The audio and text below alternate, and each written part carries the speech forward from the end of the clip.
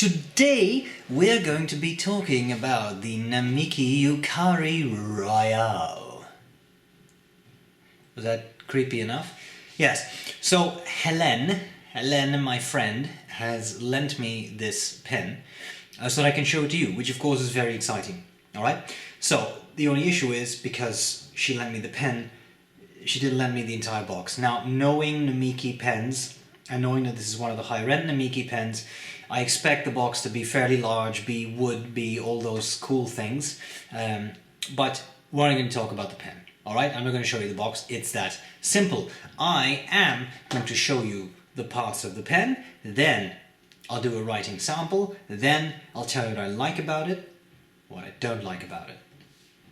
Let's get cracking. Okay then, so let's talk for just a second about the Yukari Royale.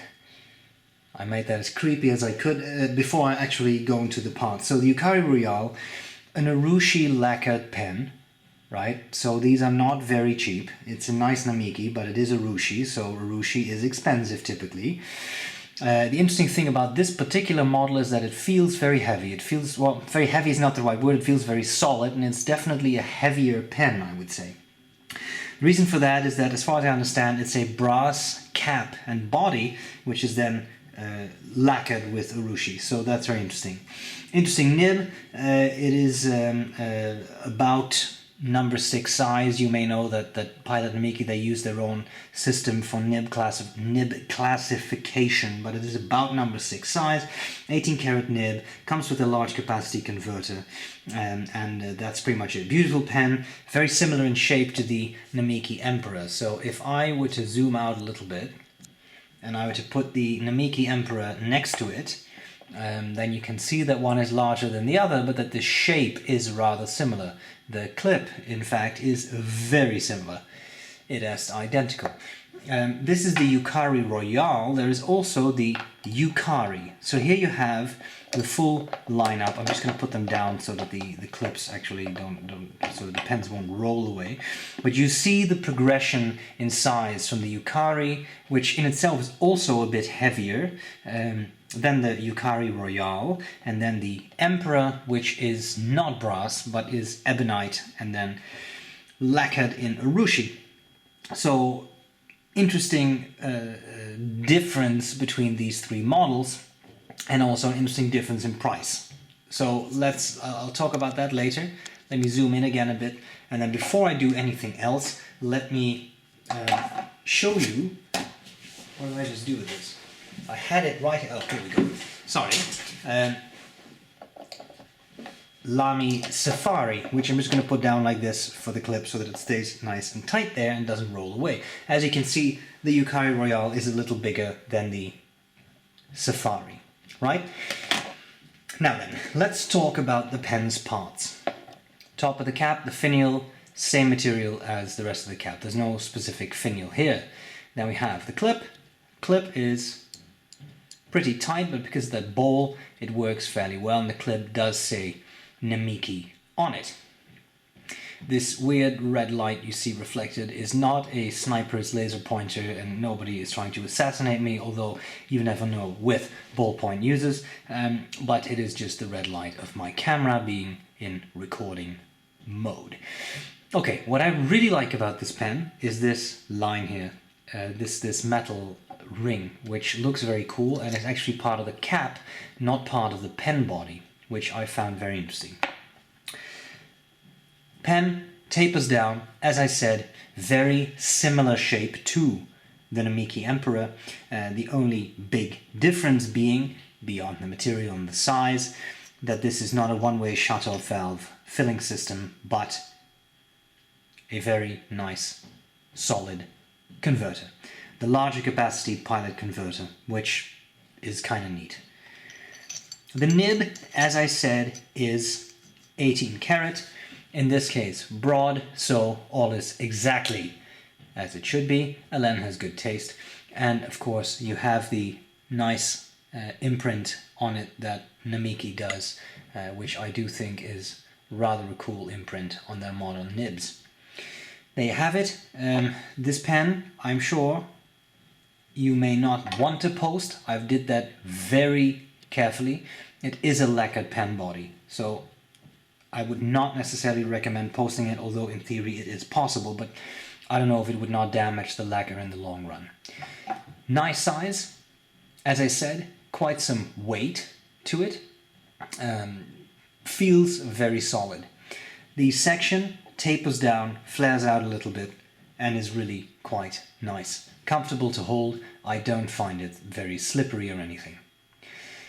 And there you have it. These are the parts of the pen. I think what we need to do next is write with the pen.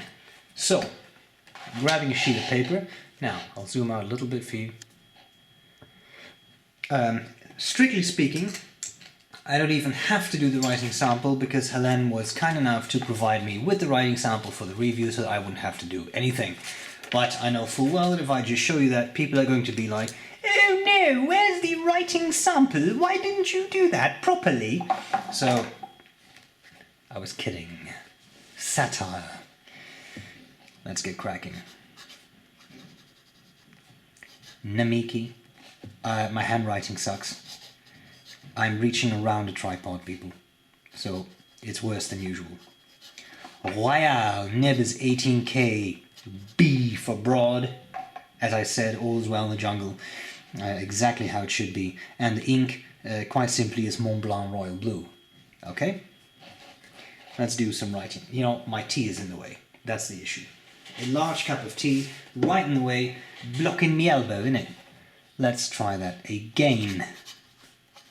This, I find, an absolutely fascinating nib. Reason, it has feedback. This is not a buttery smooth nib, but it is very pleasant to write with. That noise you're hearing is me knocking into pens. I'm very sorry. Let's try that again. So, there we have this. Was that even on screen? Okay, let me... Fast writing.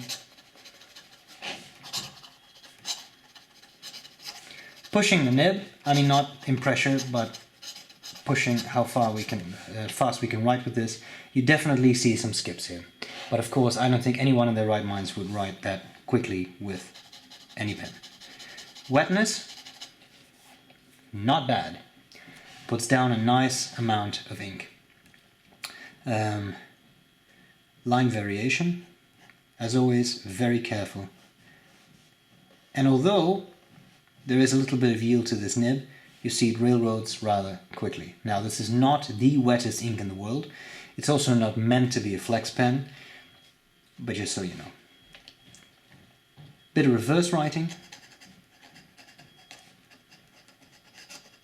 Nib gets scratchier, but you can get away with a couple of words, for sure. And there you have it. The Namiki Yukari Royale, kindly lent to me by Hélène. I couldn't put that final dot down, could I? Anyway, let's talk about what I like about this pen and what I don't like about this pen. Okay, what do I like? What do I not like? Sorry, about the Yukari Royale. Well, I think there's a lot to like, to be honest. Nice pen, great size. I think to a lot of people this will be a comfortable size. I was looking earlier at this. This is the M800, Pelican M800, which a lot of people find pleasant, and as you can see, the Yukari Royale is not a whole lot bigger, so I think this size works for a lot of people. The Emperor size does not work for a lot of people because it is massive. So I understand that. Pen feels incredibly solid. That brass, that really works. So I do think that is very pleasant. Makes it feel nice, solid, without being overly heavy. So to a lot of people I think that would be nice. It's also well balanced. It doesn't feel top heavy or anything. A very pleasant writer. What I really like is the nib. That feedback to me is very pleasant.